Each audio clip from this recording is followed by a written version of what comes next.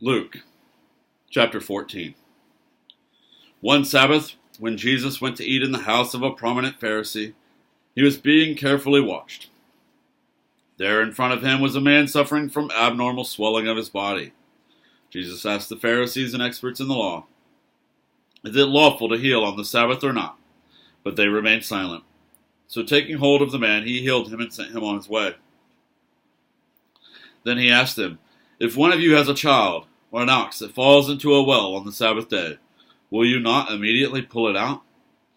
And they had nothing to say. When he noticed how the guests picked the places of honor at the table, he told them this parable.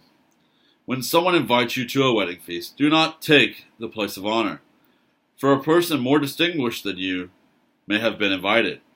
If so, the host who invited both of you will come and say to you, "Give this person your seat." Then, humiliated, you will have to take the least important place. But when you are invited, take the lowest place, so that when your host comes, he will say to you, "Friend, move up to a better place." Then you will be honored in the presence of all the other guests. For all those who exalt themselves will be humbled, and those who humble themselves will be exalted. Then Jesus said to his host, "When you give a luncheon or dinner, do not invite your friends, your brothers or sisters, your relatives, or your rich neighbors. If you do, they may invite you back, and so you will be repaid. But when you give a banquet, invite the poor, the crippled, the lame, the blind, and you will be blessed. Although they cannot repay you, you will be repaid at the resurrection of the righteous." When one of those at the table with him heard this, he said to Jesus, "Blessed is the one who will eat at the feast in the kingdom of God." Jesus replied, "A certain man was preparing a great banquet and invited many guests.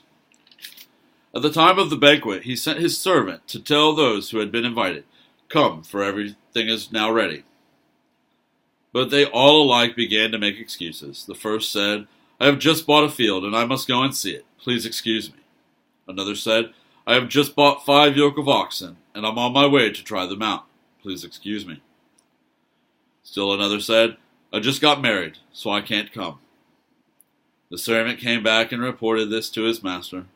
Then the owner of the house became angry and ordered his servant, 'Go out quickly into the streets and alleys of the town, and bring in the poor, the crippled, the blind, and the lame.'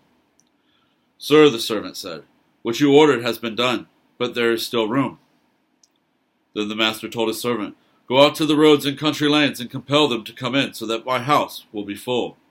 I tell you, not one of those who were invited will get a taste of my banquet.'"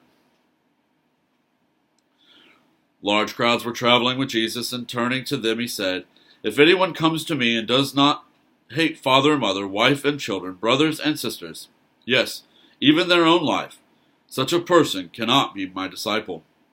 And whoever does not carry their cross and follow me cannot be my disciple. Suppose one of you wants to build a tower. Won't you first sit down and estimate the cost to see if you have enough money to complete it?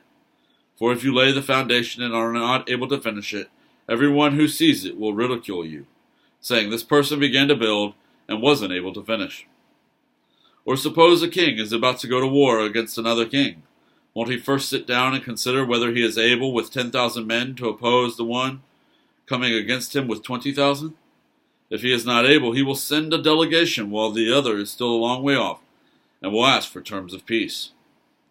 In the same way, those of you who do not give up everything you cannot be my disciples. Salt is good, but if it loses its saltiness, how can it be made salty again? It is fit neither for the soil nor for the manure pile. It is thrown out.